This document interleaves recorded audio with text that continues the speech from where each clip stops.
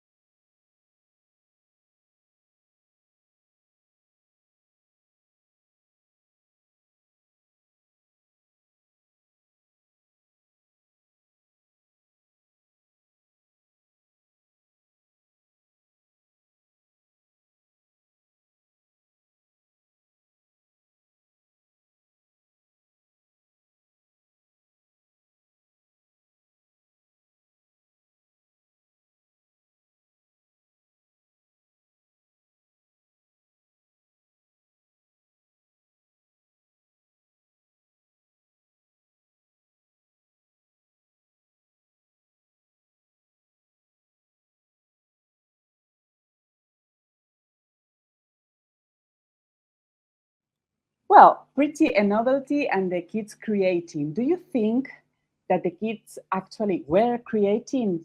Which is the limit of creation when we talk about artificial intelligence?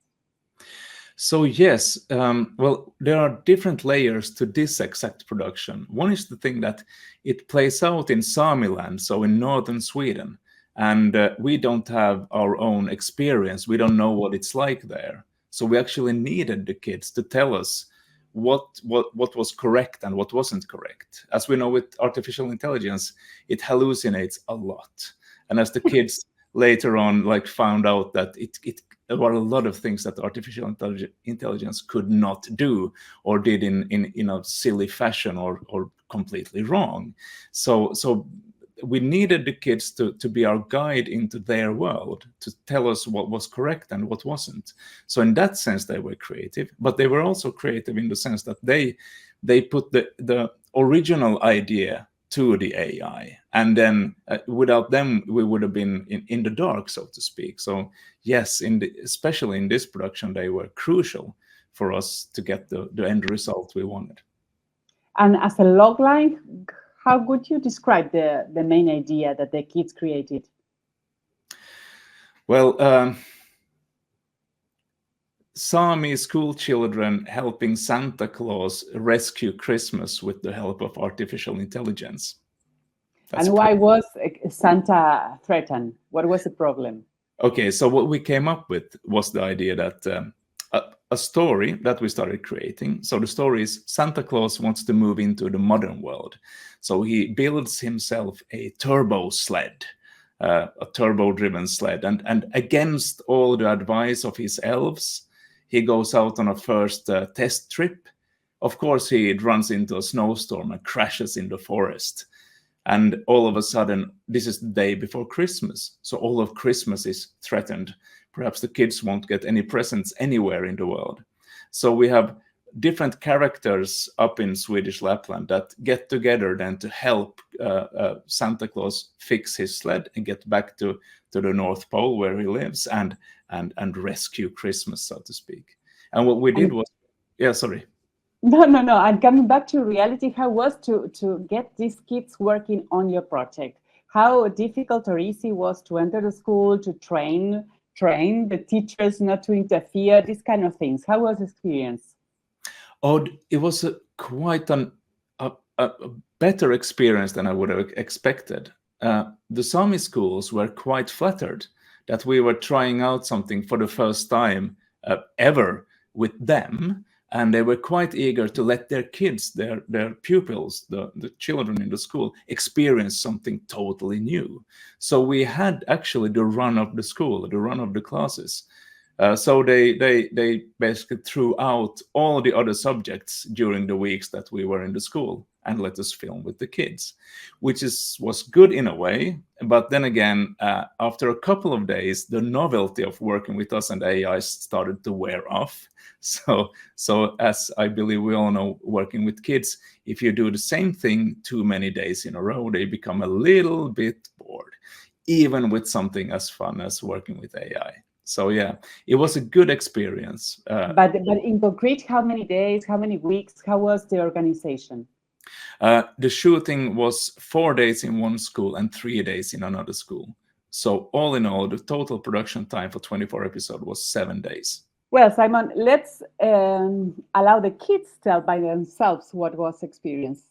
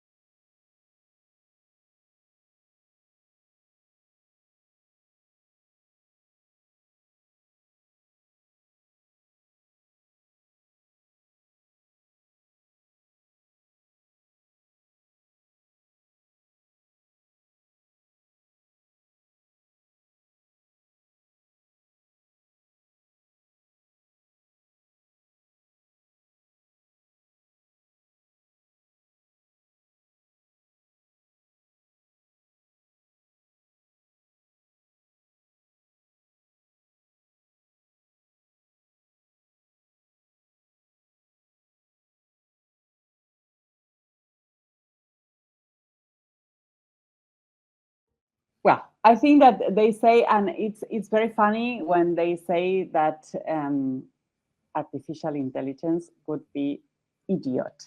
That part it is really, really, really interesting. For you also can be idiot. Yes, absolutely. I mean, as we know, you have to check everything once or twice or even 3 times or more with artificial intelligence. If it's text or if it's image or if it's video or if it's audio, you need to have at least so far, you need to have a human eye on it at some point to check that there are no hallucinations or inconsistencies. So yes, absolutely. But what we also realized that we did during this production was helping the kids with some media literacy. So to understand the different challenges and the different aspects of working with media and working with artificial intelligence. Like, for instance, just the fact that the kids, obviously, what they wanted the most was to have avatars of themselves made with AI. I mean, that's quite natural. So they wanted us to take pictures of them and make avatars of them. But then we had the opportunity to explain that it's not good to take actual images of yourself and upload them to servers in the US and give the rights away to the AI company. So we didn't do that. Instead, they drew images of themselves, and then we made avatars from those drawings. And what did you learn from the kids, not from artificial intelligence? Something surprising that you can share with us? perhaps that they're even more flexible than I thought they would be. Even though they didn't understand the intricacies and the actual technologies behind artificial intelligence, they took to working with AI and the speed of working with AI like fish to water. There was very little explanation needed. There was very little coercing or trying to fit them into the narrative. They just took the idea, they took the images, they took the working with the AI, and they just ran with it. And we just had to keep up with them, basically. One of the things that is difficult for the kids is to wait for, no? The waiting time that sometimes technology demands. How did you solve the problem? Also, we worked in different layers with the kids. So the story itself, the 24 episodes, that's 2 layers. That's one is the actual story that moves forward with each episode, and one is how the kids work with the story. So those are already working together in each and every episode. But the kids always had different scenes that they could work with in different ways. So there was never a dull moment. During the shooting and the filming, we obviously always took them out to be interviewed as well. So there was never really a dull moment in that sense. And then we also did the production so that when they had moved the story forward, a writer took and wrote it into the story, read it as an audio file, and then we played it to the kids. So they had like a storyteller telling them the story that they had developed, but in a storytelling form. So that was quite exciting for them as well. But also you have the inside waiting character. Tell me the story about this character that appears there like a little robot, little phantom, while they are waiting for the result. Yeah, we had to solve a lot of problems or a lot of challenges when it comes to AI. Like one thing is like, what kind of a face do we give AI? How do we show that this is now AI working? And if you've done anything with Midjourney or any of these other solutions, you know that it's not very exciting. It's just an image that is blurry and becomes less blurry, and all of a sudden you have an image. So then we decided to give a bit of a face to AI. So that's a small robot that walks around in one place over the images, and that's sort of like how we chose to imagine AI thinking about the solutions and creating the images.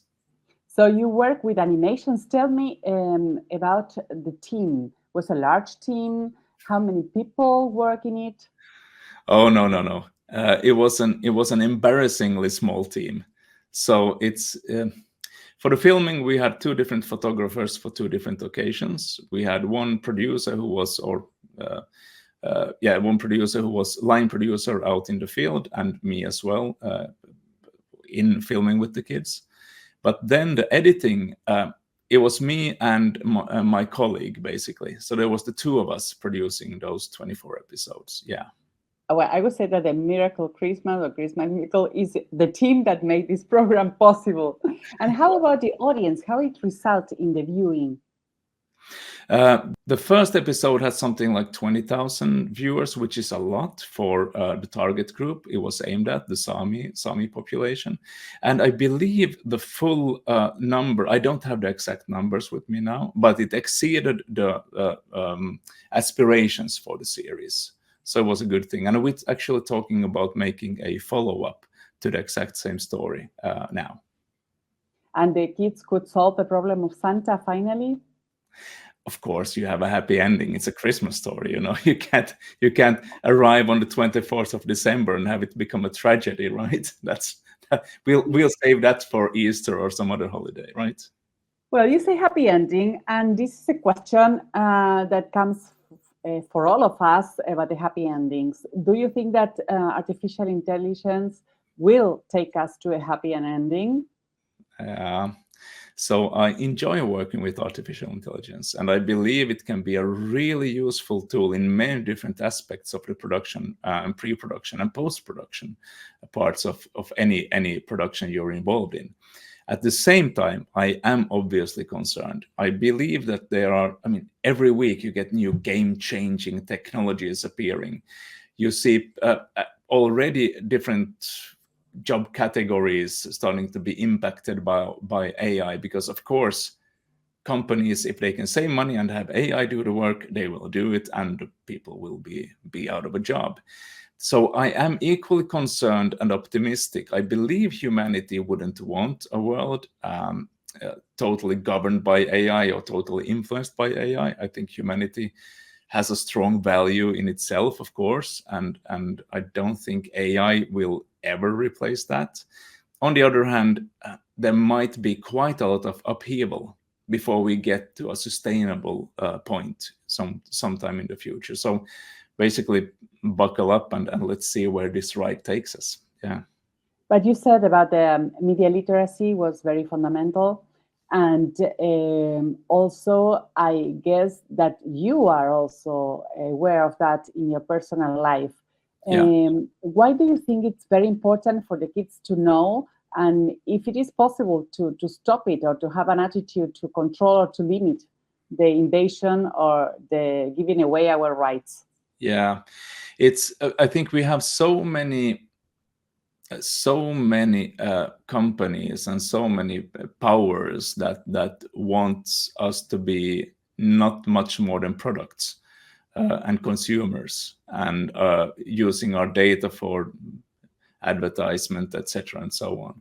And I believe the more we are aware of this, the more we can try to control it and try to protect ourselves.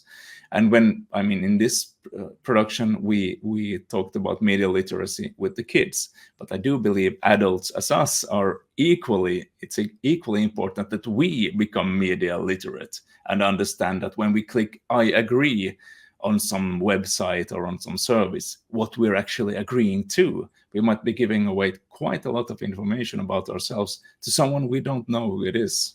So yeah, yes. Yes. And in that case, your program was also aimed to the family or only for kids?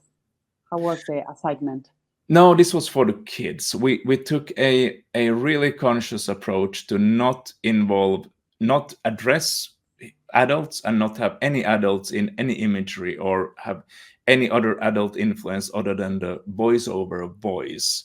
In the Swedish version, it's actually me who is the voiceover voice, and I'm quite not stupid, but quite naive and quite like a friend to the kids, and not like an adult pointing fingers and handing out instructions, etc., but more like just asking the kids what they are doing and how they are feeling, etc. But this is very important for us because it's one of the key points of the weak points of our productions in general. We are fighting a lot of not being too much, interfering, and the sensation of protection, this protection, the role of the adults and the kids versus the kids alone. Why do you think it's important to be really, really focused on the kids? Well, I think it's important to have respect for the kids, but I also think it's important to trust the kids that they can deliver what you need them to deliver for you to make a good show, even if you're not there pointing fingers or giving instructions too much. That basically, it's if you frame it in the correct way, if you frame it in a way that respects the kids and believes and gives the impression that you actually believe that they can contribute and that their view of the world has value, then I believe you can arrive at a good end result. Let's see another fragment of the program so we can get more deeper into what we are talking about.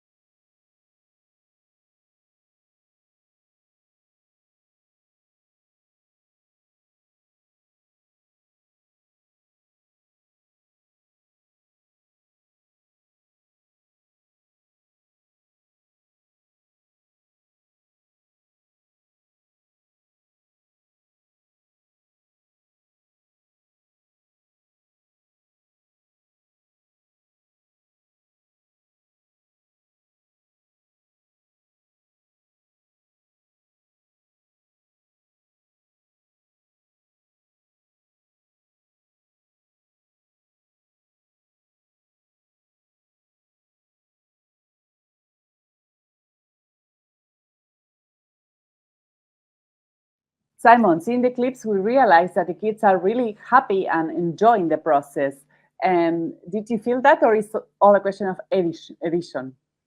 No, they really enjoyed it. Of course, they were. It's difficult to say did they enjoy it more because they didn't do their regular school job or school work in school. But I think it's a mix of both. I think they really enjoyed being in a totally different situation and getting to do creative stuff. Even the ones who said I can't draw.